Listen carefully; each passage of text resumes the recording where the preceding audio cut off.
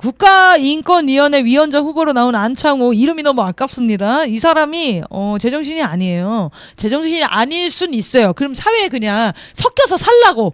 왜 자꾸 국가 공직 자리에 나오냐고요. 나오지만 않으면 문제가 없어요. 근본주의자이든 기독교 신자이든 상관없다고요. 근데 나와가지고 하는 얘기가 위원장 후보로 나온 사람이 동성애는 공산주의 혁명의 핵심 수단이다.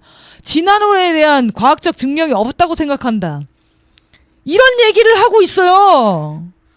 네, 정말 쓰레기 같은 망언을 하는 자들과 쓰레기 같은 생각을 하는 사람들만 족족 이렇게 모아내는 것도 능력이다. 아니, 왜 이러는 거야? 왜 이러는 거야? 들고요. 저는 이 인권위원장 후보도 참 문제지만 윤석열이 집권 이후 현재까지 인권위의 대통령 특별보고를 단 한 번도 안 받았다는 것입니다.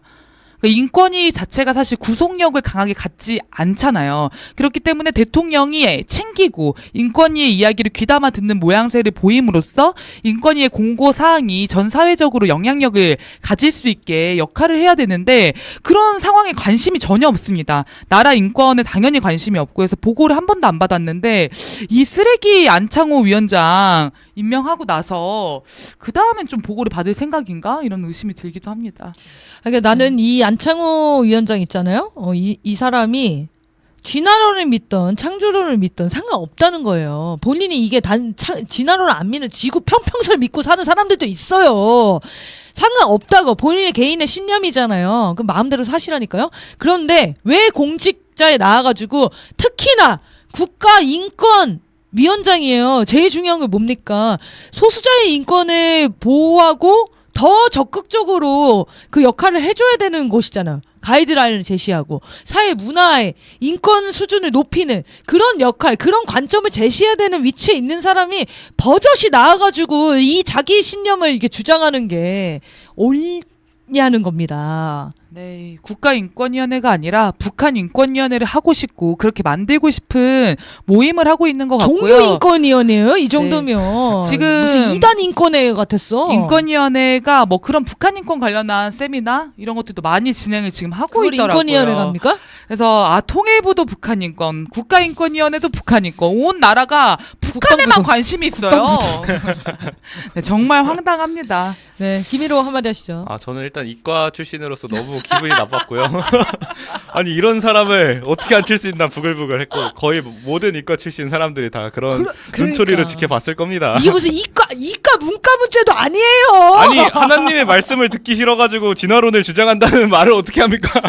진짜 말도 안 돼요. 예, 이거를 교과서에서 가르쳐야 된다 이렇게 주장했단 말이에요. 창조론을. 그러니까요. 저는 그래서 처음에 이것만 보고 이 사람이 뭐 교육부 장관 후보자인가 뭐 이런 생각을 했는데 인권위에서 그런 얘기를 막 하고 있는 것도 이상하고요. 근데 너무 재밌는 게 이 사람이 헌법재판관이었잖아요. 근데 재판관으로서는 또 재판을 잘했어. 나쁘지 않게 했어요. 알아보니까. 그래서 그러면서 이제 자기가 주장하는 게 재판이나 이런 공적 업무를 할 때는 자기의 종교적 신념을 최대한 배제하고 하겠다라고 얘기는 했거든요. 근데 나와서 하는 태도가 재판관이 그렇게 관점을 갖고 있는 것도 사실 전 문제라고 생각하지만 인권위원회가 무슨 역할을 하는지 아예 모르고 임명이 됐나 봐. 네. 더 조심해야 되는 곳이잖아요. 한마디가 인권의 어떤 그 기준을 만드는 건데 우리나라의 인권 기준을 만드는 곳이에요. 여기가 동성애가 질병이 아니라고, 질병을 생산하는 게 아니라고 미국에서도 경고하고 그런 국제 규율도 상관없다는 거잖아. 이 사람의 입장은 자기 신념이 있기 때문에. 자기 신념만 중요하대. 네, 하여튼 이 사람이 이제 대검에서 공안기획관으로 일을 하기도 했고 헌법재판관 일도 하고 1심의 사건이라고 있어요. 이거 무죄 받지 않았나? 요 사건도 5명 구속 기소한 일도 있긴 있었습니다. 근데 공안 업무를 많이 하거나 그러진 않았는데 문제는 헌법재판관에서 판사 판결문에 성경을 꼭 인용한다는 거예요. 여기다가 박근혜 탄핵 심판 사건의 결정문 당시 이 사람이 이제 탄핵 찬성한 사람입니다. 여기다가 오직 공법을 물같이 정의를 하수같이 흘릴지어다. 모든 재판문에 거의 성경을 다 어떻게든 껴넣는데요. 이러면 목사가 되셔야지 왜 재판관을 하고 있습니까? 나 진짜 궁금해.